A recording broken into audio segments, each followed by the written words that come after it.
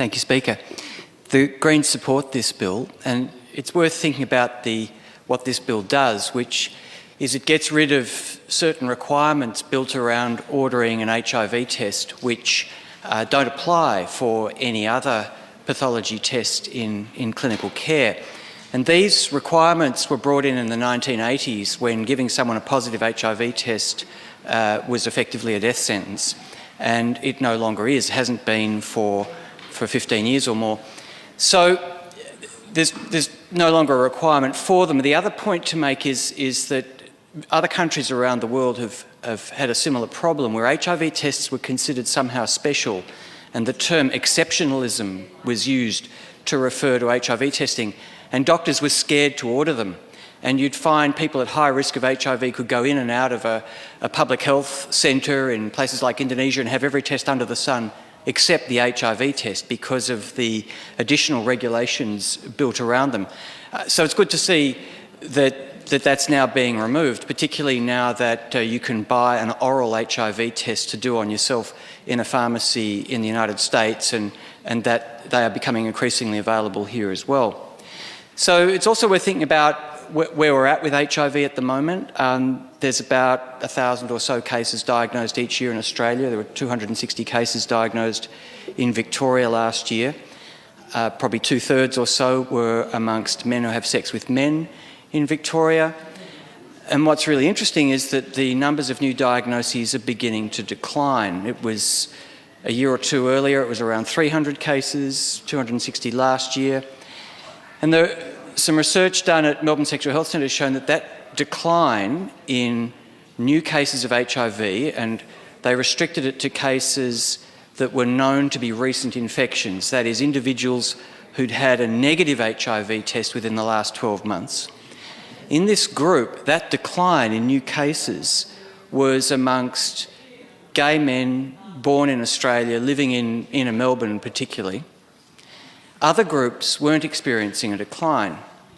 And it's very likely that this decline in HIV diagnoses that's appearing in Australia is due to two things: the increased availability of preventive medication known as PrEP, which the current government has supported and helped make available, and which is now available on the Pharmaceutical Benefits Scheme, but also on getting people onto treatment quickly. People with HIV who are on treatment are no longer infectious within a month or 6 weeks or so of starting treatment. That's always been the case for conditions like tuberculosis, for example. You treat them and they're not infectious. So it's hardly a surprise for HIV, but it's now been established that individuals on treatment are no longer, provided they stay on treatment, are no longer a threat to public health. And so it's a public health goal to get everybody on treatment as quickly as possible. And New South Wales have good data for this, and they know that 97% of infected individuals are on treatment within 6 weeks. It's probably not quite as good here, but we're heading in that direction. And if we can get to that, then we'll continue to see declines in new cases, provided everybody has access to treatment. And one of the groups in whom HIV is increasing at the moment in Victoria, and I think also in New South Wales, is individuals who don't have Medicare.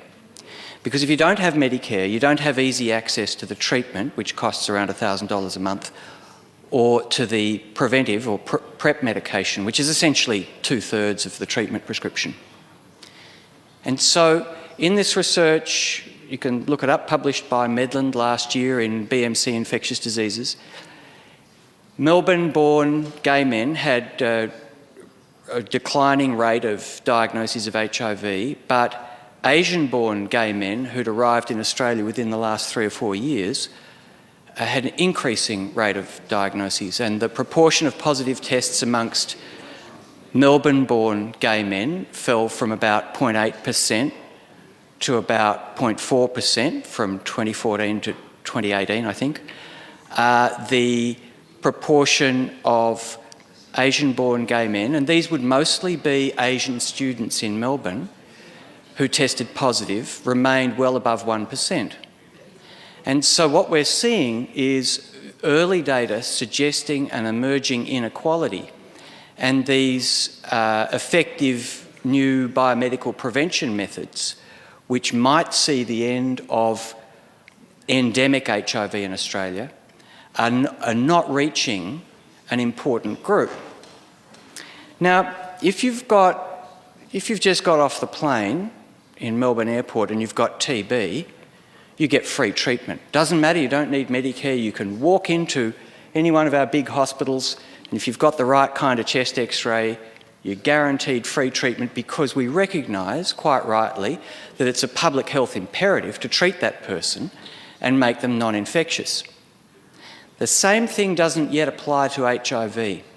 And I think, while we're talking about freeing up HIV testing, making HIV testing more streamlined and readily available, now's a good time to think about considering HIV as just another infectious disease. We've got to get everybody onto treatment so they're not infectious, and that means being prepared to pay a few $100,000 to treat everybody. Not everybody who doesn't have Medicare has this problem. Some of them will have private health insurance that will enable them to get medication. At the moment, the problem is dealt with by leaning on some of the pharmaceutical companies to provide free medication, but the number of patients on free medication is growing, and I think at least one of the pharmaceutical companies I've heard is groaning a bit at the free medication they're supplying, and I don't think that this is a sustainable situation.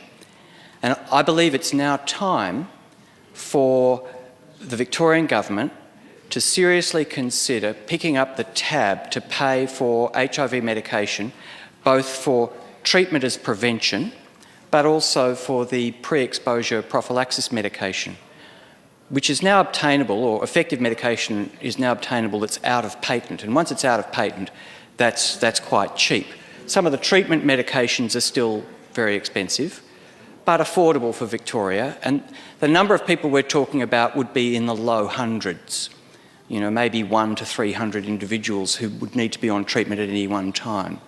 So I think that's something we can afford as a state, but also we can reap the benefits, because it's clear that by treating individuals who form the bulk of our patients at the moment, locally born people, we're seeing a decline, and if we can extend that to everybody, then we should see the number of new transmissions within Australia continue to decline. And we haven't seen that yet, and if we can capitalise on the momentum of this, I think this would be an affordable and worthwhile thing to do. Western Australia and South Australia are doing it. United States, US, New Zealand all have schemes to make antiretroviral therapy available for individuals who can't otherwise obtain it, and it's something that Victoria should think about. So it would be a good thing to be able to get up in a year or two and say, not only have we got rid of further barriers to providing HIV testing, but we've got rid of barriers to treatment for those who are unlucky enough to get a positive test result. That said, I think this is a useful bill, and I commend it to the House.